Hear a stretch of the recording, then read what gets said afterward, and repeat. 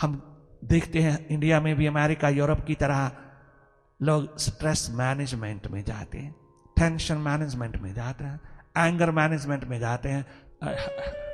Meditation के नाम पर कंसंट्रेशन बिकता है।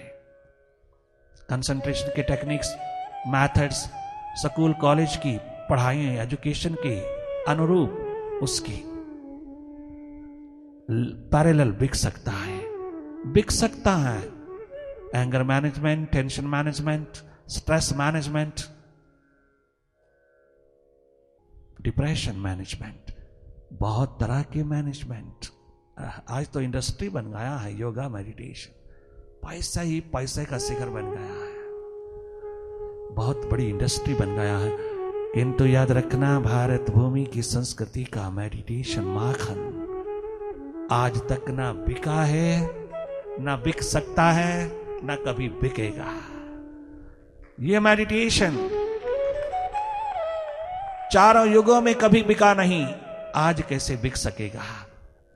मेडिटेशन की कीमत को जूलियस सीजर के खजाने, सिकंदर आजम के खजाने, मॉर्गन रॉकफेलर, कार्नेगी के खजाने, सारे अमेरिका के खजाने भी मेडिटेशन की कीमत को चुका नहीं सकते। मेडिटेशन की कीमत चुकाई नहीं जा सकती। ये वो परम ज्ञान, ये वो परम विज्ञान, ये वो परम सौंदर्य से ओतप्रोत एक वो शिखर है जागरण का, जो कभी किसी भी कीमत पर नहीं मिल सकता। इसलिए अनमोल, अमूल्य, अद्वितीय, तमाम सद्गुणों से लदा हुआ ये शिखर अंतस ध्यान का, अंतर्मुक्ता का बांटा जाता है, बेचा नहीं जाता। जो जो भी परम सौंदर्य है, जो जो भी परम शिखर है, जो जो भी परम विज्ञान ज्ञान है, जो जो भी परम दिशा की बात है, वो केवल बांटी जाती है, बेची नहीं जाती। और ये वही दे सकता है जिसके भीतर है, जिसने स्वयं अनुभव किया है, जो स्वयं अनुभूति के तल पर खड़ा है, जो स्वयं बियॉन्ड माइंड होकर के अपने अस्तित्व में आबाद खड़ा है, जिसके लिए अरिस्टोटल भी तरसता तरसता मर गया, उसके हाथ भी ना लगा। आज जिसके लॉजिक के ऊपर सारा वेस्टर्न कल्चर खड़ा है, वह लॉजिक का मालिक भी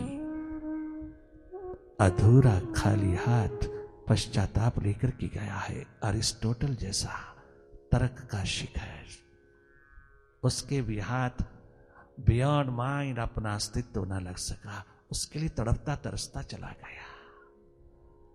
कहने का तात्पर्य है कि इतना बड़ा परम विज्ञान, परम दिशा जीवन की, इतनी बड़ी परम विज्ञान की धारा, सुपर साइंस की महान गजब की लहलहाती धारा, स्पिरिचुअलिटी तेरे भारत की एकमात्र संपदा है। Tension, stress, depression, migraine, anxiety, panic, hypertension, ये तमाम प्रकार की नेगेटिविटीज, तमाम डुअलिटीज, ये सब माइंड से निकली हैं। ये सिम्पटम है माइंड रूपी रोग के, माइंड रूपी बीमारी के, इग्नोरेंस के। ये सब के सब सिम्पटम हैं, ये बीमारियां नहीं हैं। काम, क्रोध, लोभ, मोह, अहंकार, राग, द्वेष, अहमता, ममता, ये बीमारियां नहीं हैं। ये एक ही बीमारी के लक्षण हैं, एक बीमारी के सब सिम्पटम्स हैं। वो बीमारी है इग्नोरेंस, माइंड। हम माइंड के साथ इतने आइडेंटिफाइड हुए, हम माइंड के साथ इतने जुड़ गए, हम माइंड के साथ इतने एक हो गए कि हम अपना आप भूल गए, हम अपना अस्तित्व ही भूल गए। हु आई एम, इस सवाल का जवाब ही भूल गए। मालूम नहीं मैं हूं कौन। माइंड से हटते ही, माइंड से हटते ही, माइंड से स्वतंत्र होते ही, विचारों से हटते ही, माइंड से हटते ही तुम्हें इस सवाल का जवाब मिल जाता है। तो माइंड के साथ तो रहते हो, हम सब माइंड के साथ तो रहते ही हैं, तो थोड़ा माइंड से हट करके रहना भी तो सीख लेना चाहिए। ये स्पिरिचुअलिटी है। थोड़ा माइंड से, विचारों से हट करके स्वतंत्र होकर के जीना, ये एकमात्र अल्टीमेट फ्रीडम है, ये रियल फ्रीडम है, full of vibration, full of bless.